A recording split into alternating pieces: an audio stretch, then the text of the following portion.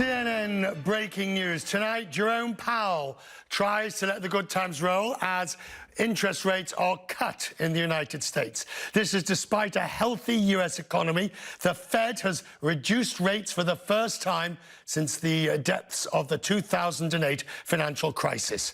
A quarter-point cut. 2 to 2.25%. The Fed says it's trying to get ahead of a slowing global economy. A better sooner rather than later approach. The Dow does not like what it has seen. When the interest rate decision came out, if you look at the Dow over the course of the day, when the interest rate decision came out at 2 o'clock, there was almost no reaction. It just bounced around again. But half an hour into it, at around 2:30, towards 2:45, the market turned turtle. There you see it, now down 350 points. Investors want to know if it's the start of a one-off or if it heralds more cuts to come. The president has yet to weigh in. Though in unprecedented and repeated attacks, Donald Trump has made it clear he wanted a deeper cut. A tricky balancing act for Chairman Powell. He'll now face criticism that the Fed has bowed to pressure from the White House, or Wall Street, or both, sacrificing the central bank's precious independence. He insists the FOMC, the Interest Rate Setting Committee, is strictly responding to the data. What we've been monitoring since the beginning of the year is effectively downside risks to that outlook from weakening global growth, and we see that everywhere. Weak manufacturing, weak global growth now, particularly in the European Union and China. In addition, we see trade policy developments, which at times have been disruptive and then have been less so, and also inflation running below target. So we see those as threats to what is clearly a favorable outlook, and we see this action as designed to support them and keep that outlook favorable. Here to help pass the Fed's statement, and Paula Monica is watching the markets. We must start with you. What happened? Because at 2 o'clock it holds its own, and then at about 2:30, 2:40, roughly when the press conference starts, the market then falls. What took place? Yeah, Richard, I think what really happened was the market was not happy with Jerome Powell's comment about this is not going to necessarily be the start of a long, deep interest rate cutting cycle from the Fed. He said that this is just a, as I quote, mid-cycle adjustment to policy, which I think people read as, okay, yes, we probably shouldn't have raised rates in December. We're taking that rate cut back. We're going to watch the data, but we're not hell-bent on lowering rates because of criticism from the bond market, the inhabitant of the White House, and many others. They're going to do what they think is right for the economy based on the data. So why have they done this? The statement talks about, in light of implications of global developments for the economic outlook, as well as muted inflation. What are those global developments that's driven the Fed? Well, I'd say the biggest one is trade, Richard. That really has come out over the course of the press conference. He said not only has it proved extremely disruptive at times, slightly less disruptive at other times. He says it's more simmering at the moment, but it's still an entirely new set of circumstances that they have to deal with. This was also apparent. This is uncharted territory for them. He said we're having to assess this in a new way. And I think the same applies to inflation. He said, recently in his testimony before Congress, the relationship between unemployment and inflation is now a faint heartbeat. He didn't use that phrase again, but we get the sense again that this is something entirely new that they're having to deal with.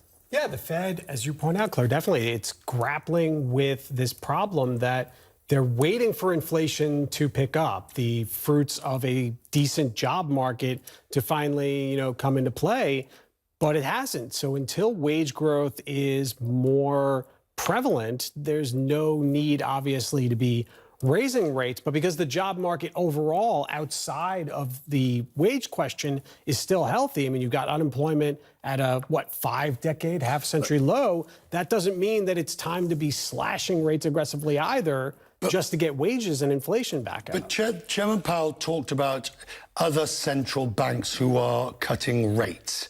Now, this idea that because the ECB is likely to do some more easing, the Bank of England certainly, if we get to a no-deal Brexit, this is the Fed wanting to be what, ahead of them?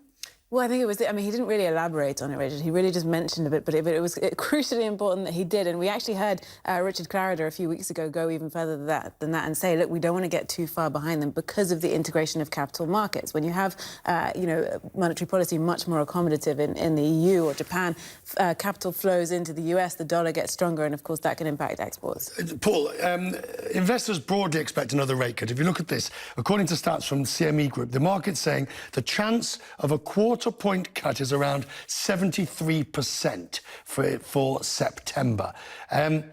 Bearing in mind what Chair Powell has said, and when I was at the stock market today, Matt Cheslock and all of them down there expect a second one. Bearing in mind what the Chair said today, and we see the market reaction, that they've had cold water poured on them from a great height. Yeah, and it's obviously, in some respects, though, going to be possibly a self-fulfilling prophecy. If the market continues to have days like this, and if there is no resolution or if things get worse between the U.S.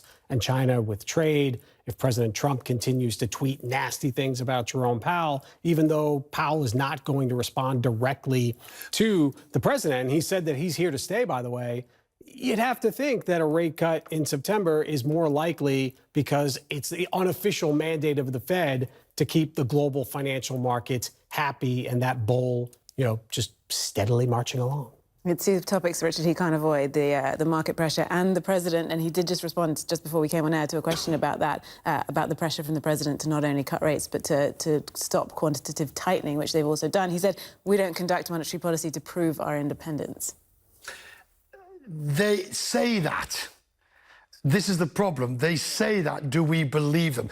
I suppose we do, in the sense of they're not so obvious as to do that. But you never, I remember Stan Fisher saying to me, you never really know just what little inkling at the back of the mind of an FOMC member was, well, maybe we should just give the president this to shut him up. Well, I mean, I was going to say, Stanley Fisher said it recently, didn't he, that this could cost the Fed its independence, cutting, the positive impact on the economy from cutting rates might be wiped out if there's a hit to the Fed's independence. This is an extremely difficult balancing act. I think the good thing, if you want to call it that, about this situation, this strange situation we find ourselves in right now, Richard, Claire, the Fed is obviously reacting to the market.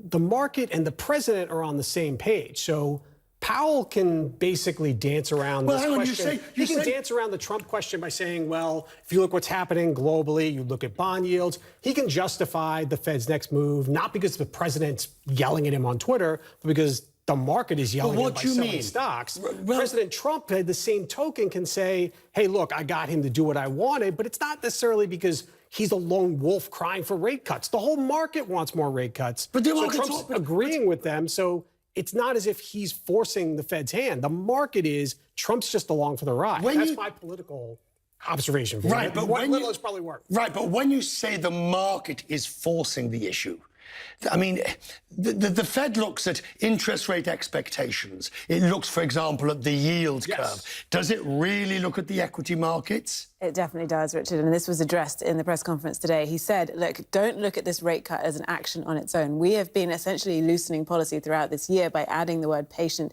into the statement, and that, he said, has contributed to an improvement in financial conditions, he called it. But what essentially he's talking about is the rise in the S&P 500 this year, which I think is up about 20%. He took some credit for that. Yeah, the Fed doesn't want to be killing the bull market prematurely. But, also, obviously, rates are still much lower and negative in many cases around the world. So even with this rate cut, you could argue that Fed monetary policy is too tight. And to your point, I don't think the Fed is going to get ahead of that. They're behind the curve in that regard, and they're never going to catch up unless you cut rates to zero and then go below that. I mean, but what good does that do? You don't want to be in a contest with the ECB, how low you can go. That doesn't do anyone any good. The best in the business, Paul LaMonica, Guru LaMonica on the markets, and our own Fed watcher, Clare Sebastian, putting it beautifully and succinctly. Thank you both. Thank you.